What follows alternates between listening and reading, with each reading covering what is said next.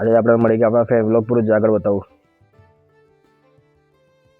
Good morning, Har Har Mahadev. હું છું આદર્શ વ્લોગ અને સ્વાગત છે તમારા આજના મારા મિની વ્લોગમાં.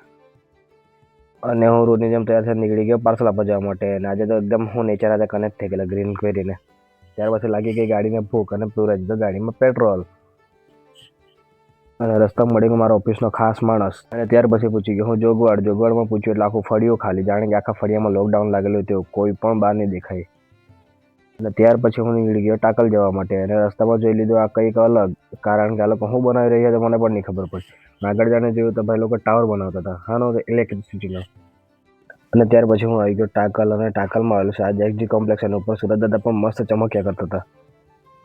અને આ છે આપણું ટાકલ 4 રસ્તા. ત્યાર પછી મને મળી ગયા નાના નાના ડોગેશભાઈ લોકો. मम्मी मुझे नहीं रहना इन लोगों के साथ, इन लोगों को टाइम भी देखना नहीं आता। तो बेटा क्या हुआ? અને ત્યાર પછી આ લોકો હિદ્દો મારા પર હુમલો બોલી લીધો. हमला अचानक हुआ था, भगदड़ मच गई थी। અને આપણે આવી ગયા ત્યારબાદ બળવાગ. અને આ આવેલું છે બળવાગમાં મહાદેવજીનું મંદિર. બધા ગયેલો મસ્ત ઉપરથી પાણી પડ્યા કરતું એ જોઈ લીધું. અને આપણે બે साला ये दुख का खत्म नहीं होता बे। અને ત્યાર પછી હું જોઈ લીધો રસ્તામાં ડુંગર. એ ડુંગર નહીં હતા, એમાંથી તો ઢગલો. ત્યાર પછી આવી ગયા આપણે વાંસદા. અને કોઈને પણ પાવડરની જરૂર હોય તો નીકળી જાવ ઉનાઈ ખડકાળા રસ્તા પર, એટલે તમને પાવડર પણ ફ્રીમાં મળી જાય અને તમારો મેકઅપ પણ ફ્રીમાં થઈ જાય.